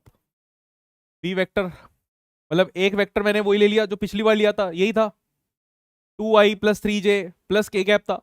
अब की बार मैंने क्या किया, माइनस k कैप कर दिया, सो डेट की देखते हैं कि किस तरीके से आप हैंडल करते हैं। और इसको भी सिंपल ही रखते हैं, i plus j cap minus, इसको मैं कुछ और काम कर देता हूँ, या इसको भी माइनस कर देते हैं, एक दो माइनस रख देते हैं, फिर देखते हैं कितना आप निकाल रहे हैं। तो मेरे साथ साथ निकालना, वेरीफाई भी करते रहना कि आंसर्स हमारे पास वेरीफाई हो रहे हैं, ये काफी ज्यादा इंपॉर्टेंट रहता है। ठीक है, प्लस 6k कैप मैंने यहाँ पे कर दिया। अब आपको फिर से वही करना है, फाइंड करना है ए वेक्टर क्रॉस बी वेक्टर, ए क्रॉस बी ही आपको फाइंड आउट करना है फिर से। अलवीना समझ में आ रहा है? कुछ नहीं समझ में आया तो तुम पूछ सकते हो। एक चीज मान के चलना कि डॉक्टर के पास और टीचर के पास बिल्कुल नहीं शर्माना चाहिए। भाई कोई बीमारी अगर आपको है और आप डॉक्टर को बीमारी बता ही नहीं रहे हैं, डॉक्टर जब टेस्ट करेगा वो बीमारी पता लग जाएगी, है ना। ऐसे ही आप अगर सोच रहे हैं कि आप टीचर के सामने आपको नहीं चीज आती तो बता दो, हमारे सामने तो वही लोग आते हैं ना जिनको नहीं आती, वही तो सीखने के लिए आ रहे हैं। आप उस चीज को समझिए। तो आपको कुछ नहीं आ रहा है तो वो आप बोल सकते हो। मैं यहाँ पे फिर से आपकी स्पीड बढ़ाने के लिए बता रहा हूँ कि कैसे कैसे इसकी स्पीड बढ़ती है, क्योंकि आपको बहुत बारी जब ये क्रॉस प्रोडक्ट करना होगा तो स्पीड कैसे बढ़ती है तुरंत ही। ए क्रॉस बी अगर मुझे लिखना है, अब मैं आदत ही वैसी बनाऊंगा कि ए क्रॉस बी ना लिख के सबसे पहले तुरंत ही क्या बनाऊंगा, आई जे के ऐसे बना लूंगा। आई जे के बनाने के बाद पहले वेक्टर को लिख देंगे 2 3 -1, और फिर दूसरे वेक्टर को लिख देंगे 1 -1 प्लस 6। ठीक है, ऐसे आपने लिख दिया। और अब आपको क्या करना है, अब आपको इसको ओपन करना है, तो आपने लिखा आई कैप, पहले वाला जो आपके पास है इसको छोड़ के ये वाला वेक्टर आपके पास बनेगा 3 -1 -1 6। इसके बाद माइनस ऑफ जे, इसके बाद ये वाले की बात कर रहे हैं हम, 2 1 -1 6, फिर आपके पास प्लस के कैप, ये आपके पास है 2 3 1 1, मतलब 2 3 1 और -1, ये आपके पास रहेगा। इसको सॉल्व करिए, ये आपके पास आई कैप 6 18 माइनस माइनस ही रहेगा -1, माइनस ऑफ जे आपके पास 6 2 12, और ये प्लस हो जाएगा। फिर आपके पास प्लस के कैप, ये आपके पास -2 -3, तो ये आपके पास आएगा 17 आई कैप -13 जे कैप -5 के कैप। ये आपके पास आ गया 17 -13 -5। आ रहा है क्या? जल्दी बताइए, आ रहा है?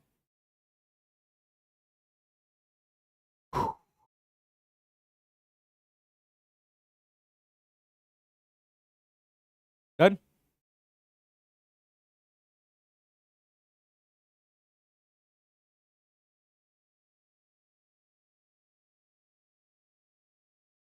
अरे जल्दी बोलो, is it clear my dear कि हमारे पास ये आंसर आ रहा है 17 13 और 5?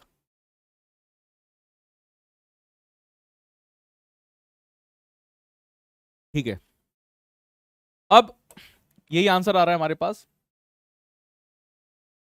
एक काम और करना है, हमने यहां पे निकाला था ए क्रॉस बी, आपको एक और चीज यहां पे निकाल लो, बी क्रॉस ए पार्ट, ये बी पार्ट। तो आपने सबसे पहले यहां पे निकाला था ए क्रॉस बी, और ए क्रॉस बी निकालते वक्त आपने ये काम किया था। अगर मैं यहीं पे आपको बोलूं कि आपको निकालना है बी क्रॉस ए, तो बी क्रॉस ए के लिए भी आप यही काम करेंगे। सबसे पहले वेक्टर ड्रॉ करेंगे, यहाँ पे एक पार्टीशन लाइन ड्रॉ कर देते हैं।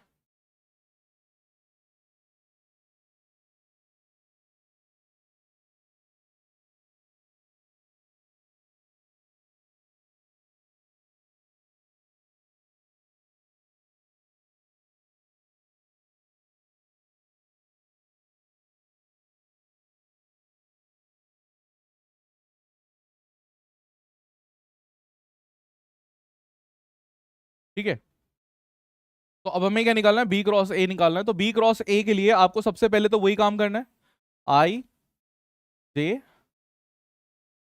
के, आई जे के। अब बी वाले को पहले लिखना है 1 -1 6, अब फिर उसके बाद ए वाले को लिखना है 2 3 -1। चेंज हुआ, हल्का सा चेंज हुआ। फर्स्ट रो और ये सेकंड रो हमारे पास इंटरचेंज हो गई, और अब आपको इसको ही क्या करना है, ओपन करना है। तो इसको अगर ओपन करेंगे तो आप आई कैप लिखेंगे, आपके पास आएगा -1 3 6 -1 माइनस ऑफ जे करेंगे, आपके पास ये और ये, यानी कि आपके पास आएगा 1 2 6 और -1। फिर आप प्लस के कैप करेंगे ये और ये, तो आपके पास आएगा 1 2 -1 और 3, ये आपके पास आएगा। ठीक है, अब सेम काम आपको रिपीट करना है, यानी कि आपके पास आई कैप क्रॉस क्रॉस प्रोडक्ट आपको करना है इसका, ये 1 -18, ये आपके पास आएगा -j। इस इन दोनों को मल्टीप्लाई करिए तो आपके पास आएगा -1 माइनस माइनस माइनस 6 to 12, फिर ये आपके पास प्लस के 3 +2। ठीक है, ये आपके पास आ गया। तो आपके पास है यहां पर आएगा value minus of 17 I cap, -17 I cap plus 13 J plus 5 के। और आप इन दोनों रिजल्ट को अगर थोड़ा सा भी मैच करने की कोशिश भी करेंगे, है ना, हल्की सी, मैं ये नहीं कह रहा कि आप ज्यादा कुछ देखें इसमें, अगर हल्का सा भी आप देखें तो आपको एक चीज मिलेगी, और वो चीज काफी इंपॉर्टेंट है कि आपको एक चीज पता लगी कि ए क्रॉस बी जो होता है वो -b×a के बराबर होता है। अपोजिट आ गया ना, साइन देख रहे हैं आप, नेगेटिव साइन आ गया। अल्वीना, क्या ये क्लियर हुआ कि आपके पास ये जो है वो हमारे पास अपोजिट आ गया? तो कभी भी आपको अगर a क्रॉस बी पूछा है, b क्रॉस a उससे अलग होता है, आप उसको ये नहीं समझेंगे कि हमारे पास क्या है, वो चीज सेम है, सेम नहीं होती है, अलग अलग होती है, अलग अलग ही आपको क्या करनी है, कैलकुलेट करनी है। क्या ये बात समझे?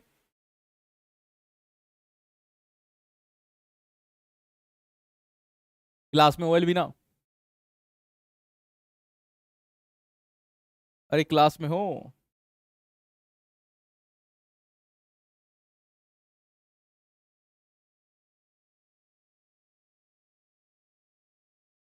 ठीक है,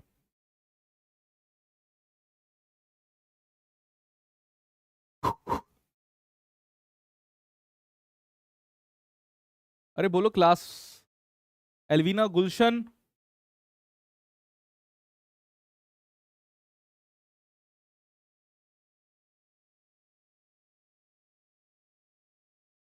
आगे बढ़े।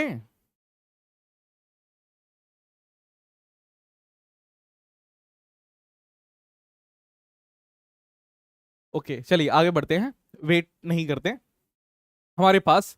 आगे की अगर मैं बात करूं, क्योंकि वेक्टर प्रोडक्ट में ज्यादा लोगों को दिक्कत रहती है कि वेक्टर प्रोडक्ट कैसे हमारे पास हो रहा है, तो इसी की थोड़े से एक और क्वेश्चन मैं कराता हूं, फिर इसकी डायरेक्शन कैसे निकालते हैं उसकी बात करेंगे। ठीक है, अगर मैं मान लेता हूं कि मेरे पास एक और वेक्टर है, एक A vector,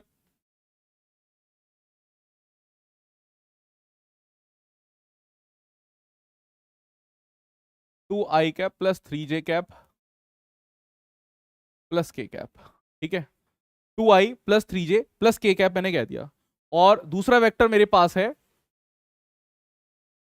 I cap -of j cap plus K cap, 2k cap मान लो। ठीक है, ये मेरे पास है। फिर से वही है कि आपको फाइंड करना है, क्वेश्चन वही है, आपको फाइंड करना है ए क्रॉस बी, ए क्रॉस बी जो है वो आपको फाइंड करना है।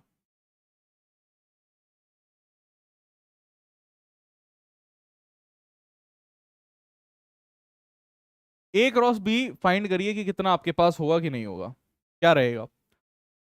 बिल्कुल वेट नहीं करना है, जब भी आपको क्रॉस प्रोडक्ट करना है ना, मुश्किलें आएगी सफलता की राह में, ये कौन नहीं जानता भाई। जब आपको सफलता पानी है तो ये क्वेश्चंस डिफिकल्ट लगेंगे स्टार्टिंग में, बट मुश्किलें आती है सफलता की राह में, ये कौन नहीं जानता। लेकिन मंजिल पा ही लेता है जो कभी हार नहीं मानता। आपको हार नहीं माननी है, और जो मुश्किल क्वेश्चन है आपको लगे कि यार ये मुश्किल है, उसके 10 क्वेश्चन फालतू करो। क्या ये मुश्किल है, 10 क्वेश्चन फालतू करेंगे। फर्स्ट ईयर जब होता है तो फिजिकल एनाटॉमी आती है, एमबीबीएस का फर्स्ट ईयर होता है, फिजिकल एनाटॉमी आती है। जैसे मैंने ये एक पेन ले रखा है ना, ऐसे ही पेन का एक सीजर टाइप का रहता है ना, वो मेरे स्टूडेंट ने दिखाया था, और मेरा एक दोस्त भी है जो सर्जन है।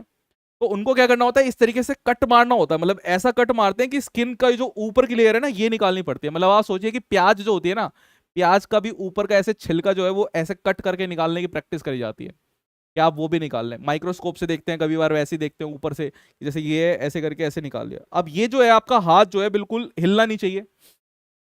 कई लोगों के हैंड शेकी शेकी होते हैं, कई लोगों को बदबू बहुत आती है, क्योंकि उसमें चीजें डालेंगे। तो आप देखेंगे जब भी उसमें जाते हैं ऑपरेशन थिएटर में, तो वो मास्क पहन के रखते हैं, बट उस मास्क में भी बदबू आती है। तो आप, ऐसा नहीं है कि टफ नहीं है डॉक्टर की लाइफ, डॉक्टर की लाइफ बहुत टफ है। ये कोरोना में आप देखें पीपी किट पहन के जो पूरे के पूरे डॉक्टर थे, 8-8 घंटे 12-12 घंटे उन्होंने निकाले थे, मतलब पीपी किट में पूरा अंदर ही अंदर पसीने पसीने हो गए, कोई एसी वेसी में भी नहीं थे। तो ये जो टफ फाइट होती है, ये आपकी यहीं से चीजें स्टार्ट होती है, जर्नी जो आपकी नीट एग्जाम की है। जब कोई भी चीज टफ लगे, भाई आपको अगर बहुत ही ऐसा सर्जन बनना है जो कोई दूसरी सर्जरी कर नहीं सकता, जैसे न्यूरो सर्जरी होती है, एक नस भी इधर से उधर कर दी तो बॉडी पैरालाइज हो जाएगी, तो वैसा अगर आपको सर्जन बनना है, तो वो सर्जरी आप खुद सोचिए कितनी बार आपको प्रैक्टिस करनी पड़ेगी। ऐसे ही कोई क्वेश्चन अगर आपको डिफिकल्ट लग रहा है, जैसे कई बच्चे कहते हैं कि सर क्रॉस प्रोडक्ट डिफिकल्ट लगता है, तो मैं ज्यादा क्वेश्चंस करा देता हूँ क्रॉस प्रोडक्ट पे, तो ये करना है। ठीक है, चलिए अब इसी की हम बात करते हैं। तो हमारे पास अगर मुझे क्या निकालना है, ए क्रॉस बी अगर निकालना है, फाइंड आउट करना है, तो ए क्रॉस बी के लिए बिल्कुल वेट ना करते हुए आप सबसे पहले आई जे के लिख देंगे, है ना, आई जे के तुरंत लिख देंगे। अब के कैप बनाना नहीं बनाना, अरे उसको क्या करना है यार, कौन देख रहा है आपकी के कैप बनी है कि नहीं बनी है। आप सबसे पहले लिखिए, पहले वाला पूछा है तो 2 3 1 लिखा, अगली बार 1 - 1 और 2 लिखा, ठीक है। फिर इसी को आई कैप इधर, और आपके पास मैट्रिक्स बना लो। फिर नेक्स्ट आपके पास माइनस ऑफ जे, फिर अगला बना लो, फिर अगली बार आपके पास के, और अगला बना लो, ठीक है। तो आपके पास क्या आएगा, आई कैप, और ये आपके पास आएगा 6 + 1 minus of J cap, 4 - 1 plus of K cap,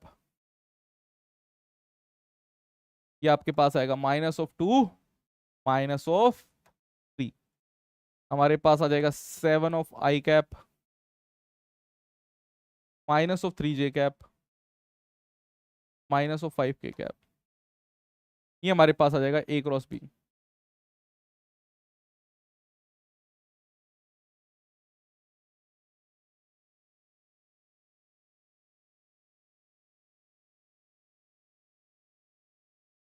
7 - 3 -5, ठीक है। अब आपसे ऐसा भी पूछ सकता है, भाई ये जो वेक्टर आपके पास आया है ये एक अलग वेक्टर तो है, ये एक सी वेक्टर, मैं इसे मान लूं कि ये मेरे पास जो a + b वेक्टर आ रहा है ये मेरे पास सी वेक्टर है, ऐसा मैं मान लेता हूं कि चलो यही जो मेरे पास आया है ये सी वेक्टर है, ऐसा मान लिया। तो अब इसका भी मैग्नीट्यूड पूछ सकता है आपसे, कोई पूछे कि मैग्नीट्यूड निकालिए जी, आप अगर इसका मैग्नीट्यूड कोई पूछ ले कि magnitude of A cross B आपको निकालना है, तो मैग्नीट्यूड कैसे निकलेगा, जैसे हम नॉर्मल वेक्टर का निकालते थे वैसे ही इसका भी मैग्नीट्यूड हमारे पास निकल जाएगा। तो आपको क्या करना है, आपको अंडर रूट में लेके जाना है, और फिर 7 का स्क्वायर प्लस 3 का स्क्वायर प्लस 5 का स्क्वायर, ये आपके पास रहेगा। तो 7 7 जा 49 + 9, 49 + 9 + 25,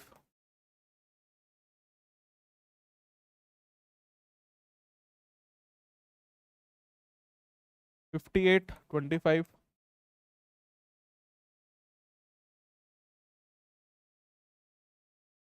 83, √83 आपके पास आ जाएगा। तो ये √83 आपके पास यहां पर आंसर आ जाएगा कि √83 आपके पास आ रहा है, ठीक है। और अगर इसी की कोई डायरेक्शन पूछ ले कि डायरेक्शन बता दो, भाई दोनों चीजें पूछ सकता है, इसी की कोई आपसे पूछे कि डायरेक्शन बताइए, तो एक डायरेक्शन का रूल तो ये रहता है कि डायरेक्शन निकालने के लिए आपको वही काम करना है कि आपके पास जो ए क्रॉस बी वेक्टर जो आपके पास है उसको लिख दो, और डिवाइडेड बाय आप ये जो इसका मॉड आ रहा है ए क्रॉस बी का उसको लिख दो, ठीक है। ये काम आपको करना है। तो ए क्रॉस बी जो आपके पास है, सबसे पहले उसको लिखो यहां पर। तो मैं इसको ऐसे लिख सकता हूं कि आपके पास क्या हुआ, 7 divided by 83 I cap minus of 3 divided by 83 J cap minus 5 by 83। ठीक है, ये आपके पास आएगा और यही आपका आंसर होगा। ठीक है, ये तो बात रही कि हम यहां से कैसे निकाल रहे हैं। अब अगर मैं ये कहता हूं कि आपको डायरेक्शन निकालनी है ए क्रॉस बी की, तो एक तरीका तो वैसे ही था कि नॉर्मली आप वैसे निकाल सकते हैं। दूसरा तरीका, दूसरा तरीका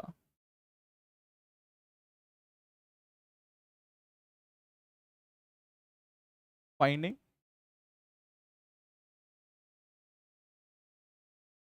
direction of cross product.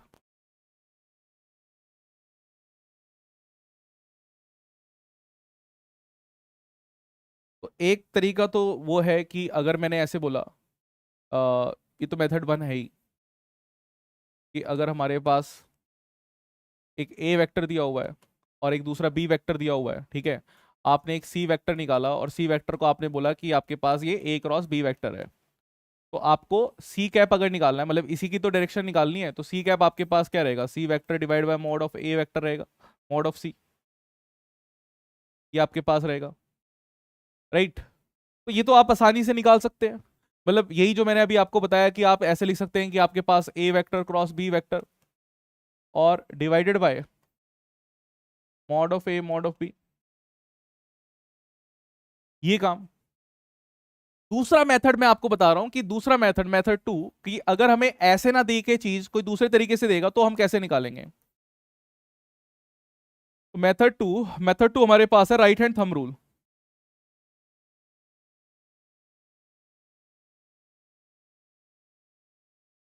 Right hand thumb rule,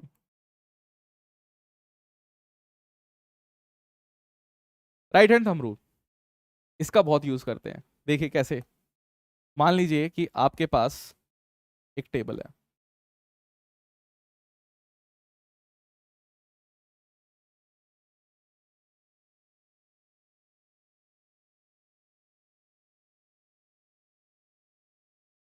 मान लीजिए कि आपके पास एक टेबल है,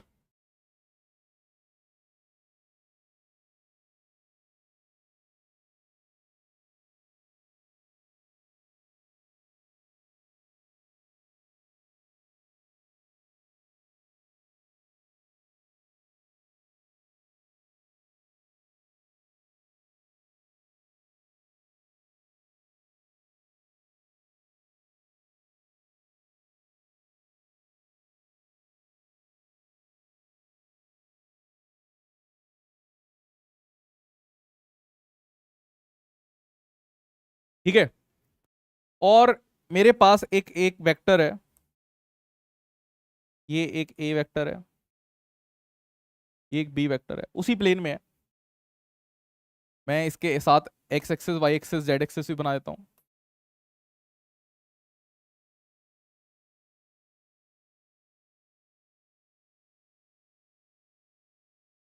ये मेरे पास एक्स एक्सिस है,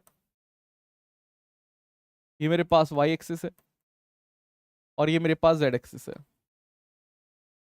ठीक है, एक्स एक्सिस की तरफ अगर हम जा रहे हैं तो ये हमारे पास आई कैप होता है, जे कैप होता है, क्रॉस, मतलब ये इस चीज के लिए छोड़िए, अभी तो मैं डायरेक्शन ही निकालनी है बस ना। तो अगर मैंने माना कि मेरे पास एक ए वेक्टर है, इसको मैं मान रहा हूं कि मेरे पास दिस इज ए वेक्टर और दिस इज बी वेक्टर, तो दो वेक्टर मेरे पास है और ये मेरे पास क्या है, थीटा। ठीक है, दो वेक्टर हमारे पास है, ए वेक्टर और बी वेक्टर हमारे पास। आप एक बॉक्सर की तरह सोचिए कि अगर हमारे पास कोई बॉक्सर होता है ना, बॉक्सर कैसे करता है, ऐसे करता है। ठीक है, एक बॉक्सर की तरह खड़े हो जाइए एंड सिर्फ अपना राइट हैंड देखिए, राइट हैंड देखिए। अब ये जो आपको अपने राइट हैंड में से दो ही चीजें दिख रही होगी, एक दिख रही होगी फिंगर्स और एक दिख रहा होगा थंब। एक दिख रही होगी फिंगर्स, फिंगर्स को, ये चारों फिंगर्स को एक साथ लेके चलो, और एक दिख रहा होगा थंब। तो एक फिंगर्स हमारे पास क्या होती है, ऐसे रोटेट करती है, एक ही डायरेक्शन में रोटेट हो सकती है। पिछली डायरेक्शन में आपके अंदर कला है तो आप पीछे रोटेट कर सकते हो। ऐसे ही मैंने एक बच्चा देखा था, जिसको मैंने बोला था भाई इसको रोटेट कर सकता है, तो वो ऐसे रोटेट कर लेता था, है ना। उसकी फ्लेक्सिबिलिटी इतनी थी। भाई मेरी नहीं है, आपके बहुत लोगों की नहीं होती है और होती नहीं है। आप इस फिंगर्स को सिर्फ एक ही डायरेक्शन में रोटेट कर सकते हो, वो अंदर की तरफ है। नॉर्मल इंसान तो यही काम कर सकता है, ठीक है। तो आप इसे सिर्फ अंदर की तरफ रोटेट कर सकते हो और एक आपके पास थंब है, राइट। अब अगर आप इसने ऐसे आपने बॉक्सिंग का स्टांस बनाया था, तो ये जो आपके पास फिंगर्स आपको दिख रही है, ये कौन सी डायरेक्शन में चल रही है। अगर सामने आपने घड़ी रख दी, जैसे मैंने ऐसे घड़ी रख दी और मैंने ऐसे हाथ पकड़ रखा है, तो घड़ी ऐसे चलती है, ऐसे चलती है घड़ी, है ना। और आपके पास ये जो थंब, आपके पास ये जो फिंगर्स है, ये कैसे चल रही है, एंटी क्लॉकवाइज आपके पास फिंगर्स चल रही है, ठीक है। क्या ये बात समझे, ये एंटी क्लॉकवाइज चल रही है। अब अगर आपको इसे क्लॉकवाइज चलाना है तो आप ऐसे कर देंगे आगे की तरफ, तो ये क्लॉकवाइज चलेगी। ये सिर्फ समझाने के लिए था कि क्लॉकवाइज एंटी क्लॉकवाइज क्या होती है, थोड़ा यूज टू करवाने के लिए। अब असली में कैसे करते हैं, अगर मान के चलिए कि मुझे निकालना है ए क्रॉस बी की डायरेक्शन निकालनी है, ए क्रॉस बी, तो ए वेक्टर मेरे पास क्या है, ये पहला है, और बी वेक्टर जो मेरे पास है वो दूसरा है। तो स्टेप्स हमारे पास क्या रहेंगे, क्या चीज हम यहां पे यूज करेंगे। सबसे पहला हमें क्या काम करना है, अपने हैंड को, अपने हैंड को इन दी डायरेक्शन ऑफ, जो फिंगर्स है ना, फिंगर्स, हैंड की जो फिंगर्स है,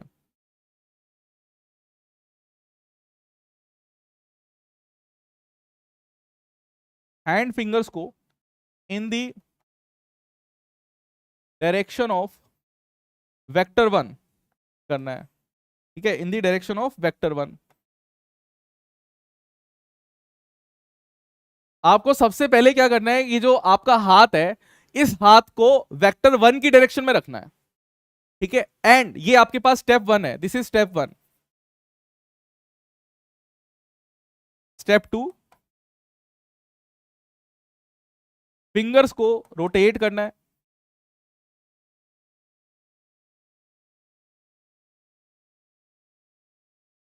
इन द डायरेक्शन ऑफ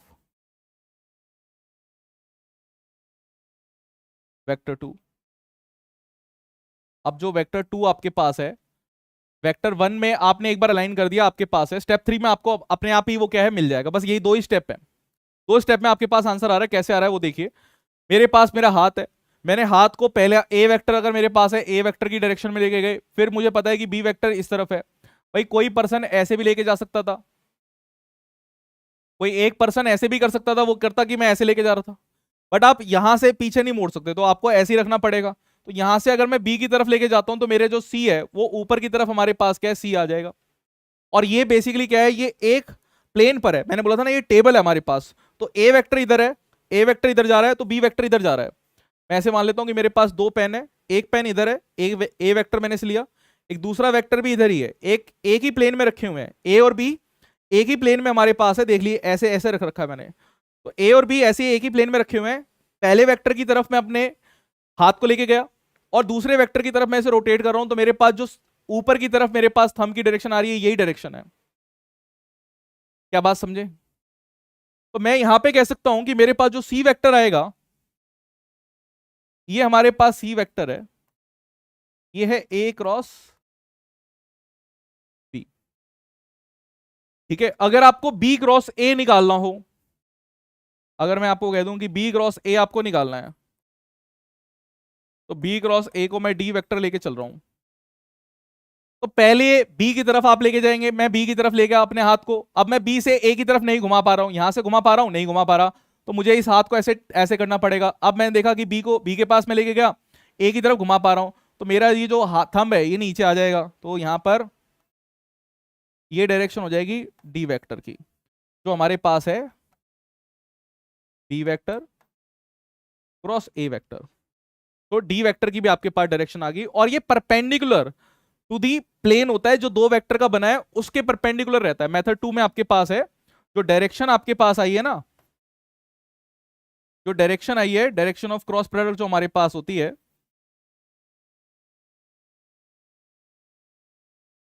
ये perpendicular to the plane of cross product vector जो आपके पास चल रहा होता है उसकी होती है, ठीक है। परपेंडिकुलर टू द प्लेन होती है।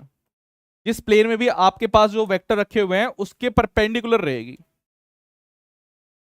क्या बात समझे? क्या ये बात क्लियर हुई, क्लैरिटी हुई कि डायरेक्शन वो कैसे निकाल रहे हैं, डायरेक्शंस को कैसे निकालेंगे, फाइंड करेंगे। एक क्वेश्चन मैं और कराता हूं डायरेक्शन के लिए, तो और ज्यादा आपको क्लैरिटी हो जाएगी, ठीक है।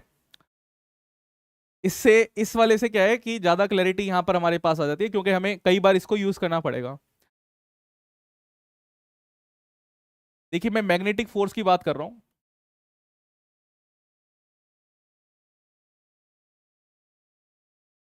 Magnetic force on a moving charge हमारे पास जो होता है उसका फॉर्मूला होता है F is equals to Q V cross B। ठीक है, F is equals to Q V cross B।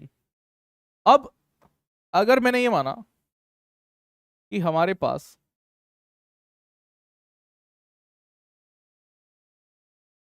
इस तरीके से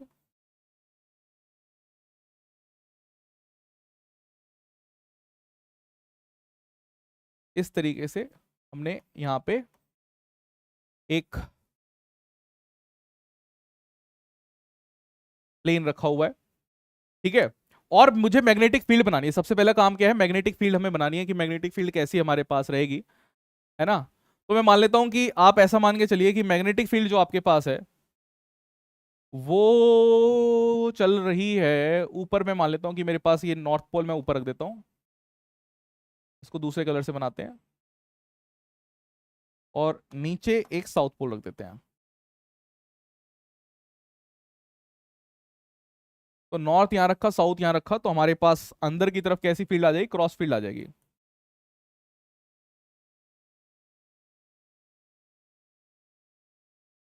ठीक है, इसको मैं देखिए मैं यहां पर कैसे रिप्रेजेंट कर रहा हूं उस चीज को देखना। अगर मैंने X axis, Y axis, Z axis, मैं सारे एक्सिस भी बना रहा हूं वो भी देखना। अगर मैं ऐसे बना रहा हूं कि मेरे पास ये एक्स एक्सिस है, इसी प्लेन की ही हम बात कर रहे हैं, या इसी प्लेन के साथ साथ बना दे तो ज्यादा बेटर है। तो मैं यहां पे बना रहा हूं कि मेरे पास इस तरफ ये एक्स एक्सिस है, ये वाई एक्सिस है, और ये मेरे पास जेड एक्सिस है। ठीक है, तो मैंने बोला कि ये मेरे पास एक्स एक्सिस, ये वाई एक्सिस, और ये हमारे पास जेड एक्सिस। तो मैग्नेटिक फील्ड जो हमारे पास चल रही है उसकी डायरेक्शन, अगर मैग्नेटिक फील्ड की हम डायरेक्शन की बात करें कि मैग्नेटिक फील्ड की जो डायरेक्शन हमारे पास चल रही है, तो ये मैग्नेटिक फील्ड की डायरेक्शन है। और इसका अगर मुझे वेक्टर लिखना हो, है ना, वेक्टर, अगर इसकी डायरेक्शन मैं निकालना चाहूं कि मैग्नेटिक फील्ड की जो डायरेक्शन हमारे पास है, ये आप खुद देखिए, क्या ये आपके पास माइनस के में नहीं है, नीचे की तरफ जा रही है ना, नॉर्थ से साउथ की तरफ हमारे पास जाती है। तो मैं इसे लिख सकता हूं कि ये तो मेरे पास माइनस ऑफ के कैप में है। और अब इस पर अगर आपके पास कोई भी, मैंने माना कि मेरे पास कोई चार्ज है, और चार्ज हमारे पास जो है वो आप पॉजिटिव चार्ज मान लीजिए, नेगेटिव में थोड़ा सा फिर कुछ और सोचना पड़ता है। मैंने पॉजिटिव चार्ज माना, और पॉजिटिव चार्ज यहां पे v वेलोसिटी से मूव कर रहा है, ठीक है। तो आप ये मान सकते हैं कि ठीक है, पॉजिटिव चार्ज जो है वो इधर मूव कर रहा है, यानी कि दूसरे प्लेन में है ना, ये प्लेन तो दूसरा था ना, तो ये और ये परपेंडिकुलर आपके पास होंगे। ये आपके पास क्या हुआ, ये आपके पास v हुआ। अब आप बताइए कि फोर्स कहां लगेगी। देखिए फोर्स, पहला वेक्टर आपके लिए बहुत इंपॉर्टेंट है कि v क्रॉस b हम निकाल रहे हैं। तो सबसे पहले अपना हाथ जो है आपको v की डायरेक्शन में रखना है, और फिर b की तरफ रोटेट करना है, यानी कि हमारे पास जो फोर्स आएगी, फोर्स हमारे पास इस तरफ आ जाएगी। ये फोर्स की डायरेक्शन रहेगी, ये v क्रॉस b की डायरेक्शन है, ये v क्रॉस b की डायरेक्शन है आपके पास। क्या बात समझ रहे हैं? तो हमारे पास ये जो चार्ज रहेगा ये अंदर की तरफ घूमेगा, अंदर की तरफ घूमेगा, सेंटर की तरफ ये फोर्स आती है, तो इसकी टेंडेंसी जो है ऐसे घूमने की रहेगी। क्या बात समझ रहे हो? किस तरीके से हमने इसको निकाला है। तो यही बस ये है कि कैसे आप चीजों को निकालते हैं, है ना, कि कैलकुलेशन कैसे करनी होती है क्रॉस प्रोडक्ट की, और फिर डायरेक्शन कैसे निकालनी होती है। डायरेक्शन जब हम अलग अलग चीजें पढ़ेंगे जहां पे डायरेक्शन की रिक्वायरमेंट है, वहां पे फिर से ये चीजें बताई जाएगी। राइट हैंड थंब रूल आपको सही से आना चाहिए, बस फिर तो वो चीजें जो है वहां पे भी समझ में आ जाएगी। आज की क्लास को बस इतना ही रखते हैं जो आपने आज किया है। फिर हम मिलेंगे कल। कल की क्लास में हम यूनिट्स एंड डायमेंशन स्टार्ट करेंगे, एंड आपके लिए एक छोटा सा होमवर्क भी है। अगर मैं होमवर्क की बात करूं तो होमवर्क आपके पास है कि आपको अब अपना डीएसए जो है सॉल्व करना है। डीएसए जो आपके पास वेक्टर का था, पहली चीज है ना। और दूसरा काम आपके पास है कि आप पहले से, अब आपके पास बेसिक मैथ्स हो चुकी है, अब आप रीड करके आएंगे। या चलिए रीड छोड़िए, अब नेक्स्ट क्लास जो है ये वेक्टर काम कर लेना, इस क्लास को रिवाइज कर लेना। एंड दूसरा होमवर्क भी देता हूं, रिवाइज कर लेना आप फुल बेसिक मैथ्स। अब मैंने फुल बेसिक मैथ्स आपको करा दिए एंड आई होप इसको आप पीडीएफ का यूज कर सकते हैं, जो पीडीएफ आपको प्रोवाइड हुई है। ठीक है, कल वाली क्लास में तो हम क्या काम करेंगे, कल वाली क्लास में हमें यूनिट्स एंड डायमेंशंस में स्टार्ट कराऊंगा, बहुत ही इंपॉर्टेंट लेक्चर है। और फिर इसके बाद एरर्स देखेंगे। तो कल वाली क्लास को बिल्कुल मिस नहीं करना, बस मिलेंगे फिर कल। Till then bye bye.